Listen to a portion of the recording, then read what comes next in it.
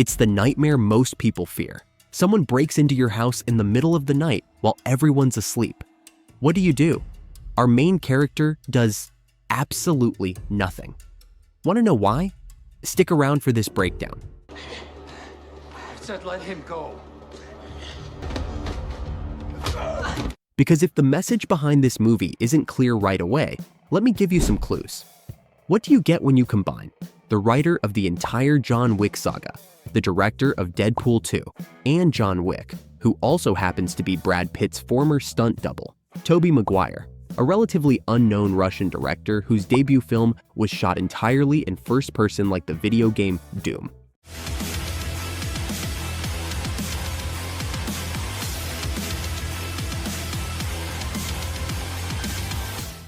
And our lead, Bob Odenkirk. Fresh off his standout role as Jimmy McGill, Odenkirk not only starred in this movie, he helped produce it out of his own pocket.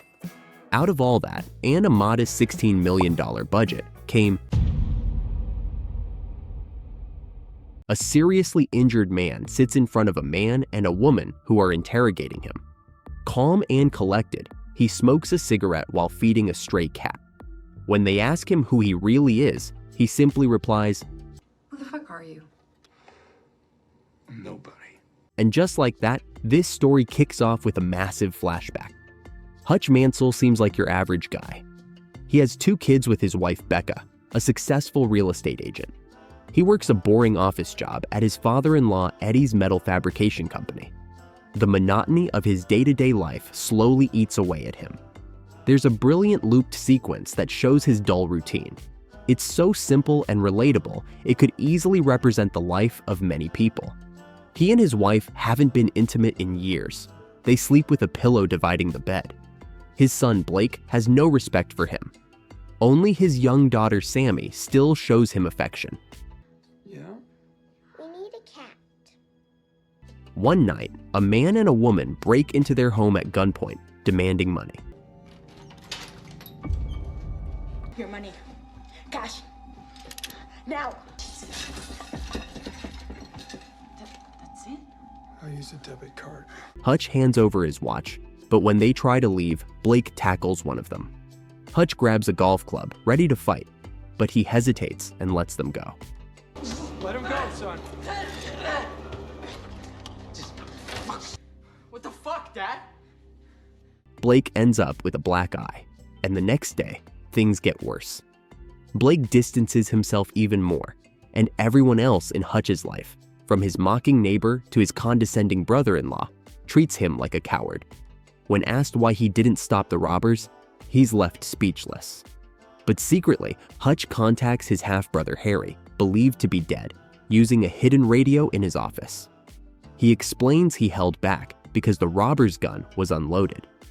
Later that day, his daughter Sammy asks him to help find her missing kitty bracelet, which Hutch suspects the thieves took. Without saying a word, he visits his elderly father, David, and borrows his old FBI badge and gun to track them down. While trying to track down clues about the tattoo he spotted on one of the burglars, Hutch visits a local tattoo parlor.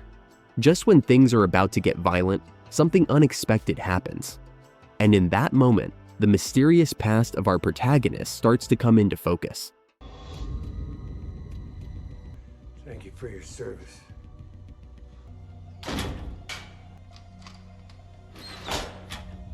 He finds the couple's apartment and threatens them, but when he realizes they only stole to pay for their sick baby's treatment, he walks away ashamed. Still boiling with frustration, he punches a wall. He needs to let it out.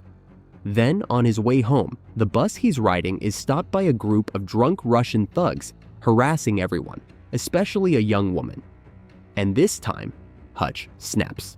He unleashes his rage in one of the most brutal and unforgettable fight scenes in the entire movie. I'm gonna fuck you up.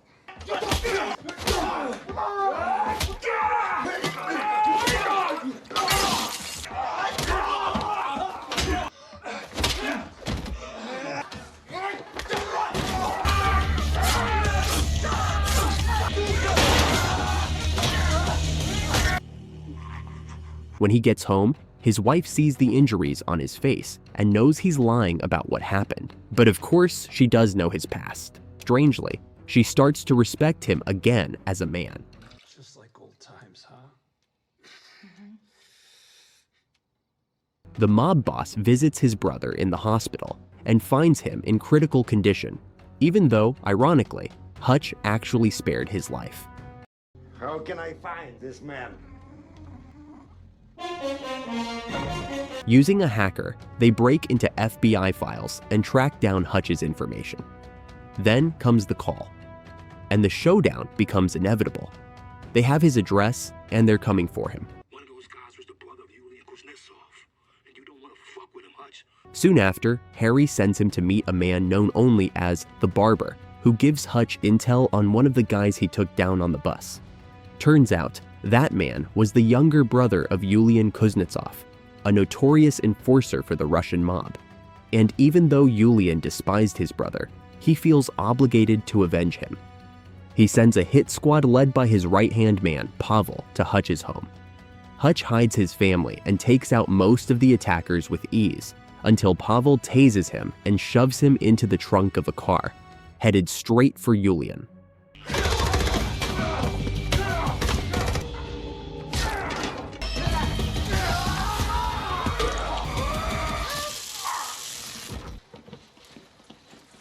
But inside the trunk, Hutch finds a fire extinguisher.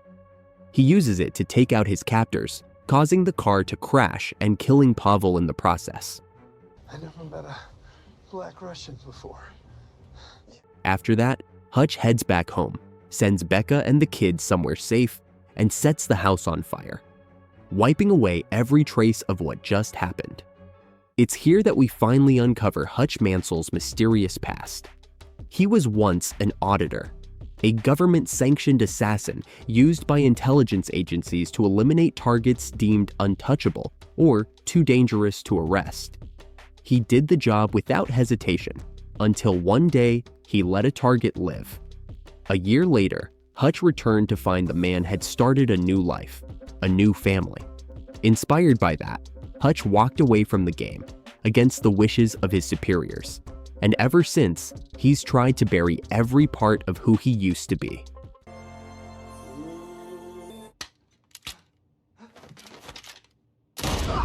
But Hutch knows it's not over. He needs a plan. First, he hands his father-in-law, Eddie, a duffel bag full of gold bars to buy out the metal fabrication business. Then, he burns Yulian's entire art collection, along with the mob's money he was supposed to be guarding, sending a clear message. He can either chase Hutch or take what's left and run. Yulian, furious, calls in every man on his payroll and goes after Hutch, who's now holed up at the factory. But he's not alone. His father David and his brother Harry show up, ready for battle. What follows is an all-out war, with Hutch using every deadly trap and weapon he rigged throughout the factory. Think Home Alone, but way more lethal.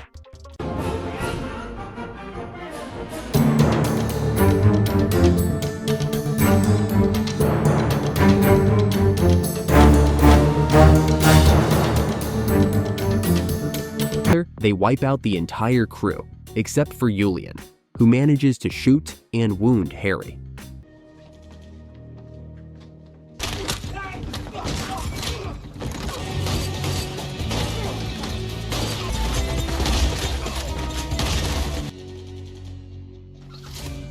And your family will pay the price! What's he doing?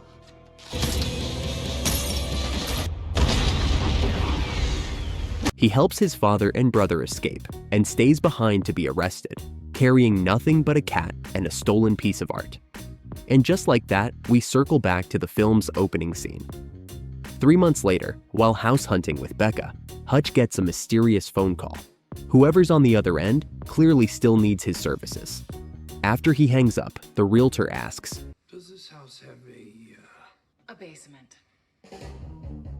a subtle nod that the story's far from over. Cut to Harry and David driving an RV packed with weapons. And that's where the movie ends. Nobody was a pleasant surprise in the world of modern action films. With a modest $16 million budget, it grossed over $57 million worldwide, becoming a financial success. Critics responded positively, praising its fast pace, brutally precise fight choreography, and, above all, Bob Odenkirk's unexpected transformation into a convincing, charismatic action hero.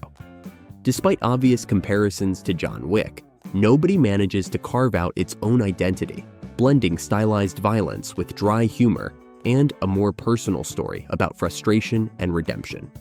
One key difference: Hutch has a family.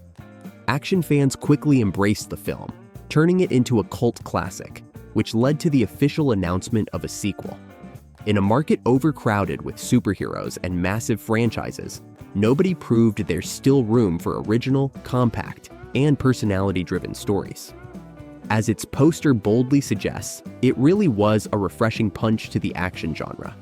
If you enjoyed this breakdown, don't forget to hit that like button and subscribe.